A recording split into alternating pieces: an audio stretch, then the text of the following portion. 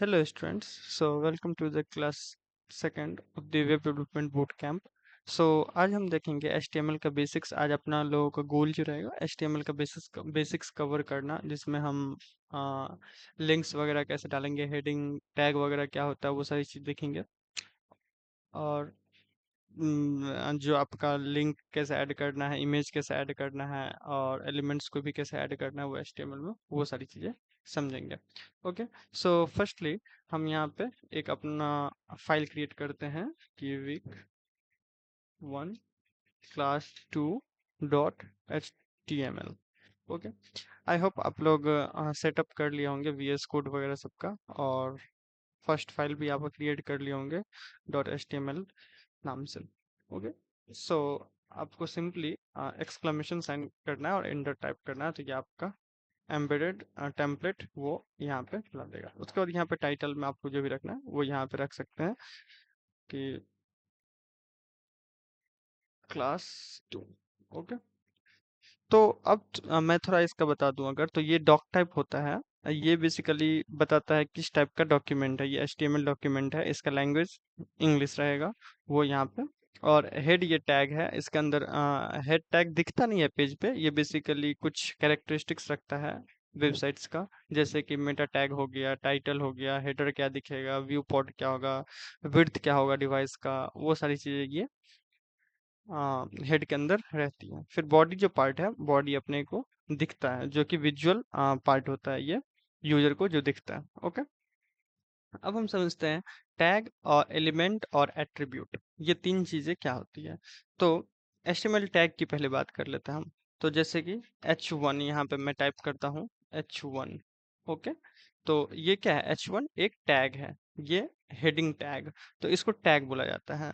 तो यहाँ पे जैसे कि P, ये एक पैराग्राफ, मैं यहाँ पे लेता हूँ paragraph tag.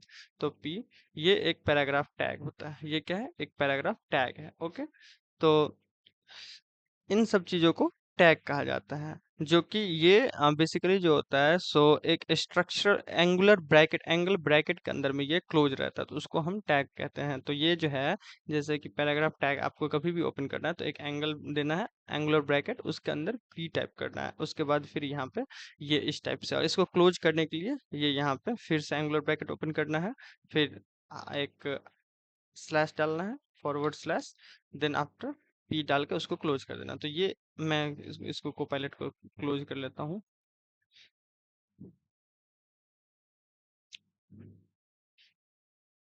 Okay, so how to, 1 second.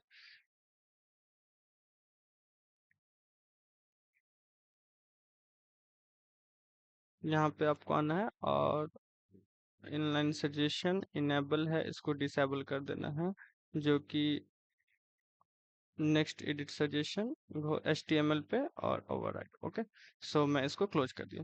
तो यहाँ पे आपको P टैग हो गया। वैसे ही बहुत सारे टैग होते हैं, तो वो भी हम देखेंगे। तो अब हम सबसे पहले अब देखते हैं एलिमेंट क्या होता है। तो एलिमेंट बेसिकली जो कि एक बोल सकते हो आप कि इसके अंदर जो, इस ब्लॉक के अंदर जो भी ये जो रखा हुआ, इस सारी इस इंटायर चीज को बोलते हैं हम एलिमेंट बोलते हैं। HTML एलिमेंट बोला जाता है इस इंटर ब्लॉक को। ठीक है, इसी को हम कहते हैं HTML एलिमेंट। और फिर एट्रीब्यूट्स की बात करते हैं। तो एट्रीब्यूट्स क्या होता है, तो एट्रीब्यूट बेसिकली एक की वैल्यू होता है, जो कि हम यहाँ पे पास करते हैं। जैसे लेट सपोज कि मान लो अ, यहाँ पे मैं एक नेम डालता हूँ, मान लो एक बटन में बनाता हूँ, और यहाँ पे इसके अंदर मैं एट्रीब्यूट डालता हूँ, जैसे कि नेम, या फिर एक नेम हो गया। कभी हम SRC का यूज करते हैं, SRC का यूज करते हैं, तो ये सारी चीजें एट्रीब्यूट होता है। यहाँ पे ALT होता है, एक ALT अल्ट, जो कि हम यहाँ पे रखते हैं, तो ये SRC, ये एट्रीब्यूट्स कहलाते हैं यहाँ पे। ओके, तो ये तीन चीजें, एट्रीब्यूट, एलिमेंट और टैग। अब हम यहाँ पे बात करेंगे कि हेडिंग टैग्स में क्या क्या होते हैं। हेडिंग टैग जो होते हैं तो वो क्या मतलब कितने होते हैं वो बेसिकली। तो हेडिंग टैग जो होता है मेनली 6 टाइप्स के होते हैं। 6 हेडिंग टैग HTML में प्रोवाइड किया गया है, जो कि मान लो मैं आपको दिखाऊं अगर, तो H1 मान लो ये है, जो कि सबसे लार्जर टैग होता है लार्जर हेडिंग के लिए। Main heading one, heading one के लिए रहता है, फर्स्ट हेडिंग जो डालते हैं पेज पे उसके लिए रहता है ये, ठीक है। उसके बाद हम H2 टैग एक आता है, H2 टैग आता है, ठीक है। जो इसका सब हेडिंग होता है, सब क्लास बेसिकली बोल सकते हो आपकी। H1 का सेगमेंट है ये, प्राइमरी सेगमेंट है ये सब टॉपिक के लिए। तो ये मान लो हेडिंग टू है, हेडिंग टू, ये सेकंड हेडिंग हो जाता है। फिर एक H3 होता है जो कि थर्ड हेडिंग, हेडिंग थ्री, ये थर्ड हेडिंग के लिए है। और H4 मैं दिखाऊंगा ये किस टाइप से आपको दिखता है पेज पे। तो उसके बाद फिर ये heading five, fifth heading, sorry, and sorry ये फोर्थ हेडिंग है। और मैं इसी को same as it is copy करता हूँ, पेस्ट करता हूँ, तो यहाँ पे ये फिफ्थ हेडिंग है। ओके, और फिर ये सिक्स्थ हेडिंग आ जाता है। आपको देखो, आपको दो जगह चेंज करना है। लेट सपोज मुझे चेंज करना है, यहाँ पे भी कुछ लिखना है, यहाँ पे भी, या मल्टीपल पोजीशंस पे लिखना है। तो अल्ट क्लिक करना है आपको, और फिर अल्ट को प्रेस किए होल्ड किए हुए रखना है। और जहाँ जहाँ आपको लिखना है वहाँ वहाँ आपको कर्सर ले जाना है। और सिंपली यहाँ पे देख सकते हो चार कर्सर यहाँ पे ब्लिंक कर रहा है, तो यहाँ पे कुछ भी लिखना है तो यहाँ पे आप लिख सकते हो, सेम चीज यहाँ पे राइट होगा। ओके, तो ये VS कोड का बहुत सारा शॉर्ट ट्रिक वगैरह सब है इसको करने का। तो ये 6 हेडिंग होते हैं, इसको मैं गो लाइव करता हूँ अब। सो स्टार्ट हो रहा है ये।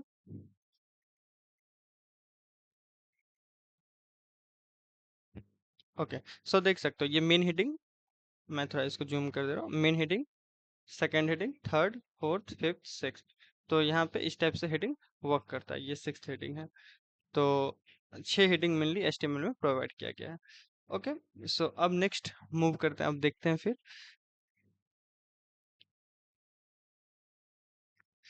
पैराग्राफ टैग को थोड़ा समझते हैं। पैराग्राफ टैग जो होता है, सो कोई भी वो एक रीडेबल ब्लॉक को, टेक्स्ट को वो रखता है बेसिकली, जिसमें हम एक नॉर्मल साइज का टेक्स्ट, उसमें कोई आपका बोल्ड वगैरह ऐसा कुछ उसमें नहीं रहता है। वो सिंपली टेक्स्ट को यहाँ पे कंटेन करता है। पैराग्राफ को रखना है मुझे, जैसे कि this is the second class of our boot camp. Okay, तो ये एक पैराग्राफ हो जाता है। मैं यहाँ पे अब आऊँगा ब्राउजर में, तो यहाँ पे ये एक पैराग्राफ के तौर पे ये वर्क कर रहा है। इसको मैं रीसेट कर दे रहा हूँ, ठीक है। तो ये एक पैराग्राफ है। ओके, अब फॉर्मेटिंग मॉडिफायर्स होते हैं कुछ HTML में, जो कि जैसे मान लो आपको बोल्ड करना है कोई लेटर को इस पैराग्राफ के अंदर ही, या कहीं पे भी बोल्ड करना है, एक लाइन ब्रेक डालना है, तो वो सारी चीज़ आप समझते हैं। तो सबसे पहले हम समझते हैं कि लाइन ब्रेक कैसे करना है। जैसे मान लो कि यहाँ पे एक मैं चाहता हूँ कि ये जो पोजीशन है इसके बाद लाइन ब्रेक हो, तो यहाँ पे सिंपली मैं BR टैग लगाऊंगा। एक BR टैग, ये भी एक टैग है BR टैग, ये सेल्फ क्लोजिंग टैग होता है। तो BR में लगाऊंगा तो देखो यहाँ पे क्या हो जाएगा, एक लाइन का गैप हो गया। मैं चाहता हूँ और BR लगा दूं, तो और भी मैं यहाँ पे BR लगा सकता हूँ, फिर BR लगा सकता हूँ। तो ये लाइन ब्रेक कर रहा है, देखो कितना लाइन का यहाँ पे गैप हो गया। ओके, तो ये मेथड है। थर्ड, तीन ब्रेक, लाइन ब्रेक हुआ है यहाँ पे। तो यहाँ पे 3 BR मैंने लगाया था इसी वजह से। ओके, तो BR टैग समझ लिया हमने। उसके बाद फिर होता है हॉरिजॉन्टल रूल, जो कि मान लो यहाँ पे मैं एक लाइन डालना चाहता हूँ, एक HR टैग लगाते हैं। हॉरिजॉन्टल लाइन के लिए HR टैग लगाने का जरूरत है। तो यहाँ पे एक लाइन आ जाता है, इसको सेपरेट कर देता है पेज को हॉरिजॉन्टल लाइन से। ओके, फिर कमेंट कैसे हम करते हैं, HTML में कमेंट पास कैसे किया जाता है। तो कमेंट आपको दिखता नहीं है, कमेंट आपको पेज पे दिखता नहीं है, वो सिर्फ आप कोड को रीडेबिलिटी बढ़ाने के लिए यूज करते हैं। जैसे कि हम यहाँ पे कंट्रोल के साथ अगर आप फॉरवर्ड स्लैश दबाते हो तो ये कमेंट ऑलरेडी पास कर देता है VS कोड में। लेकिन इसको इसका syntax basically angular bracket then exclamation sign, और उसके बाद फिर ये दो दो डैश डाल के उसको फिर क्लोज कर देना। ओके, सो ये आपको कमेंट पास करने का मेथड है। This is comment in HTML। Okay. तो ये आपको कोड में यहाँ पे दिखेगा नहीं, यहाँ पे ये दिखेगा नहीं, बस कोड के रीडेबिलिटी के लिए। ओके। तो ये कमेंट करने के लिए हो गया। तो हम क्या क्या समझे? हेडिंग टैग समझ गए, पैराग्राफ टैग समझ गया, बीआर टैग समझ गए, एचआर हॉरिजॉन्टल लाइन के लिए, और उसके बाद फिर कमेंट कैसे करना है वो भी समझ गए। अब देखते हैं हाइपर लिंक जो हम देते हैं वो कैसे देखते हैं। कोई भी लिंक आप मान लो यहाँ पे एक लिंक मैं ऐड करना चाहता हूँ, जो लिंक पे क्लिक करते हुए वो कहीं दूसरे पेज पे रिवर्ट कर दिया जाए, तो उसके लिए सिंपल होता है कि ए टैग, एंकर टैग, ए टाइप करोगे आपको ये प्रीटियर और ऑटोमेटिक आपको रिकमेंड करेगा कि ए टैग, एंकर टैग, इसको बोलते हैं anchor tag. So this sorry so this one is anchor tag.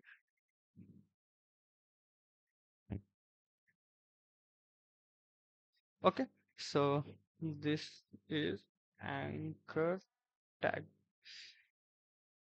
इसमें अब href, इसका रेफरेंस कहाँ पे मुझे डालना है, तो वो ये पूछ रहा है कि इसका रेफरेंस क्या होगा। तो ये एक एट्रीब्यूट कहलाता है href। ये एट्रीब्यूट, ये यहाँ पे भी हमने बताया था टैग होता है एक, और एट्रीब्यूट बताया था, और एलिमेंट का बात किए हुए थे। तो यहाँ पे ये एक क्या है, एट्रीब्यूट काम कर रहा है href। ठीक है। तो इसका रेफरेंस कहाँ डालना चाहते हैं, तो जो भी वेबसाइट पे मैं इसको रिवर्ट करना चाहता हूँ, मान लो कि https and then colon slash slash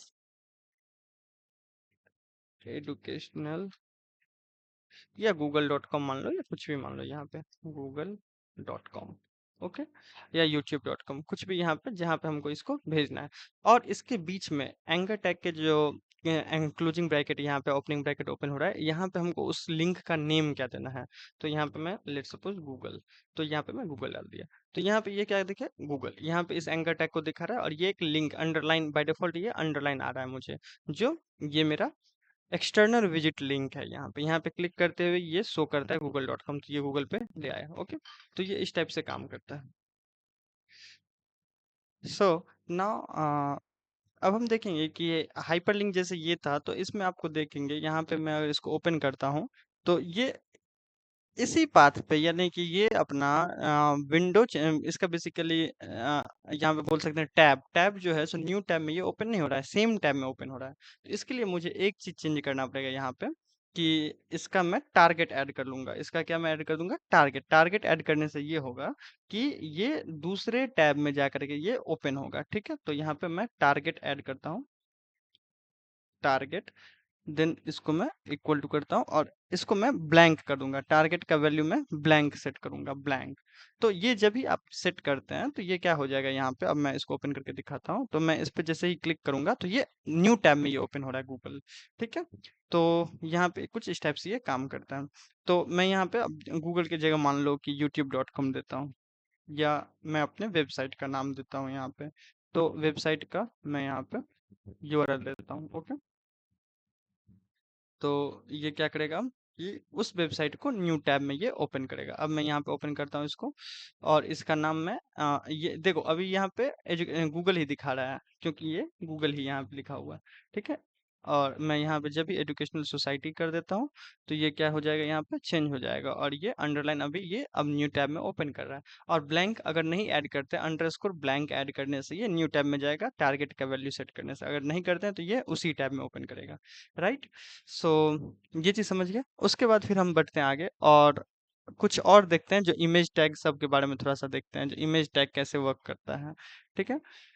तो सबसे पहले यहाँ पे एक इमेज टैग के लिए आपको IMG लिखना है, तो ये ऑटोमेटिक रिकमेंड करेगा आपको इमेज। तो ये भी ऐसे ही होता है, इमेज, SRC और अल्ट, बाय डिफॉल्ट आपको ये दो एट्रीब्यूट्स आपको ये इमेज टैग में दिखाएंगे। अल्ट क्या होता है, अब अल्ट जो होता है, मान लो कभी कभी पेज लोड नहीं लेता है, या नेटवर्क स्लो रहता है, तो उसके जगह पे इंस्टेड ऑफ द इमेज वो हम देखते हैं अल्ट देखते हैं, जो यहाँ पे टेक्स्ट रहता है। कोई भी मान लो कि इमेज वन, एक ये इमेज है, मान लो कोई इमेज हम यहाँ पे डाल रहे हैं। ठीक है। ये इमेज है, नाम वो आप कर सकते हो। तो ये एसईओ के पर्सपेक्टिव से भी ये बहुत अच्छा रहता है, जो वेबसाइट के एसईओ में भी ये उसको समझ आता है, ये हाँ इमेज है यहाँ पे।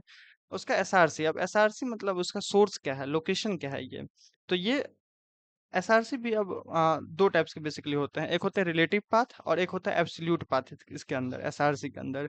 तो जैसे मान लो कोई इमेज आपके इस फोल्डर के अंदर ही है, तो उसके लिए हम यहाँ पे उसका रिलेटिव पाथ यहाँ पे डालते हैं। जैसे कि हम डाल देंगे इमेज फोल्डर के अंदर, इमेजेस फोल्डर के अंदर जो है सो मेरा एक लोगो है, लोगो डॉट पीएनजी है।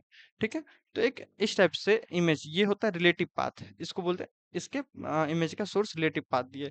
मान लो एक मैं इमेज यहाँ से लेता हूँ और इसके अंदर इंस्टॉल कर देता हूँ। ओके, सो मान लो ये मेरा इमेज है, तो इसको मैं सेव कर लेता हूँ, सेव इमेज या कॉपी इमेज करता हूँ और यहाँ पे मैं आकर के इसके अंदर पेस्ट कर लेता हूँ। 1 सेक। सो यहाँ पे मैं आया, कहाँ गया?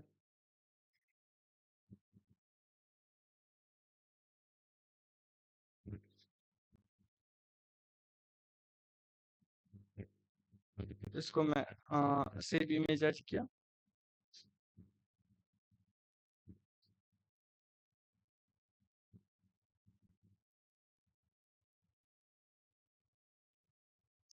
और हम यहाँ पे जो मेरा कोड है इसके अंदर मैं यहाँ पे इसको सेव कर लेता हूँ।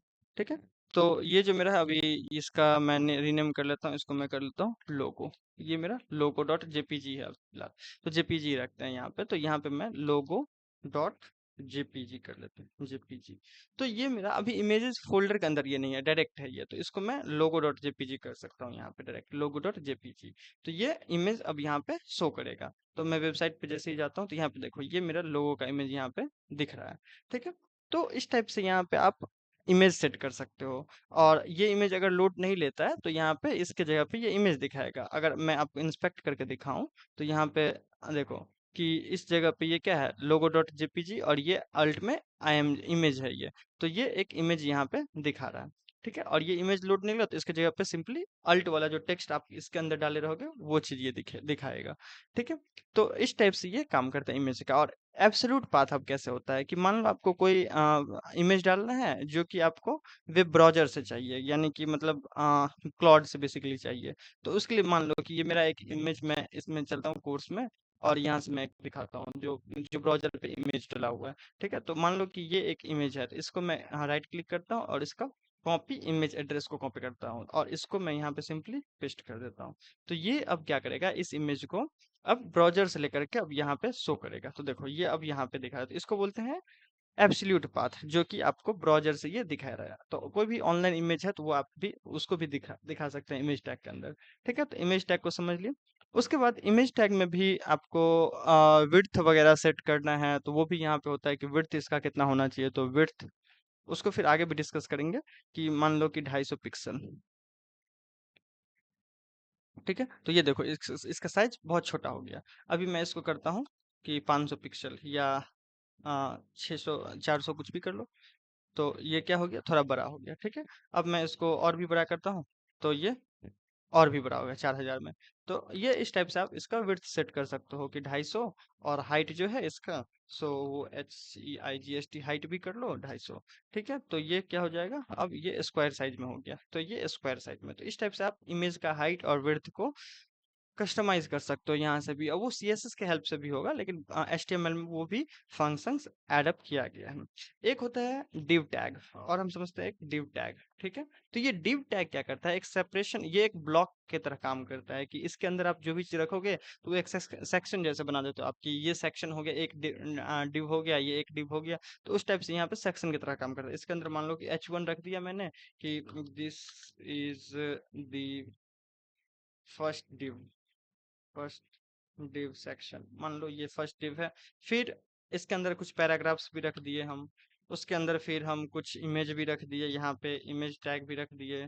फिर इसके अंदर कुछ हम लिंक भी रख दिए, या जो भी आप पढ़े हो ये एंकर टैग रख लो, तो एंकर टैग रख लिया यहाँ पे। तो ये एक डिव के अंदर रख लिया। एक सेकेंड डिव भी हम बना सकते हैं, तो वो एक अदर अलग डिव रहेगा जिसके अंदर और भी चीज रख सकते हैं। तो ये एक बेसिकली बोल सकते हो कि बहुत सारी चीजों को ये रैप करके रखता है, बाइंड कर देता है एवरीथिंग, सभी चीजों को।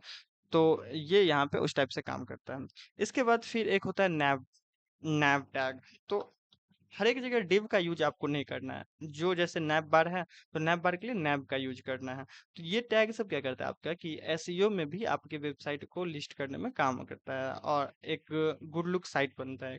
तो यहाँ पे एक नैव टैग होता है। तो जिसके नैव नेविगेशन बटन जैसे नैप बार मुझे बनाना है, तो उसके लिए नैव टैग का हम यूज करते हैं। उसके बाद फिर और एक टैग होता है, मेन टैग होता है कि मेन एलिमेंट क्या है, तो उसके लिए मेन टैग का हम यूज करते हैं। इस टैग को आप एक बार देख के आना, जो इस टैग सबका क्या क्या हेल्प है। इसको मैं डीप टू टाइप डिस्कस करूंगा नेक्स्ट लेक्चर में, फिर जो कैसे कैसे इसका यूज करते हैं। ठीक है, इसके अंदर क्या रखते हैं, जैसे कि मेन टैग के अंदर हम जैसे कि इसके अंदर हम फिर बना लेते हैं सेक्शंस, बना लेते हैं कुछ सेक्शंस बनाते हैं, जो इस सेक्शन सेक्शन टैग रखते हैं इसके अंदर हम। जो सेक्शन टैग के अंदर फिर हम रख लेते हैं कोई आर्टिकल रख रहे हैं, मान लो कि आर्टिकल टैग रखते हैं इसके अंदर हम फिर कि आर्टिकल रख रहे हैं। तो ये सारे टैग होते हैं जो कि आपको डॉक्यूमेंटेशन वगैरह या फिर वेब बिल्डिंग में यहाँ पे ये सारे टैग का यूज होता है। तो हर एक जगह आपको डिव टैग यूज नहीं करना है, ये टैग भी आपको यूज करना है, इन सब टैग का भी। ठीक है, तो इस टाइप से ये टैग यूज होता है ना। आपके लिए जो पर्सनल प्रोफाइल पेज बनाने का एक ये होमवर्क रहेगा आपको, जो पर्सनल प्रोजेक्ट प्रोफाइल पेज आपको बना के लाना है।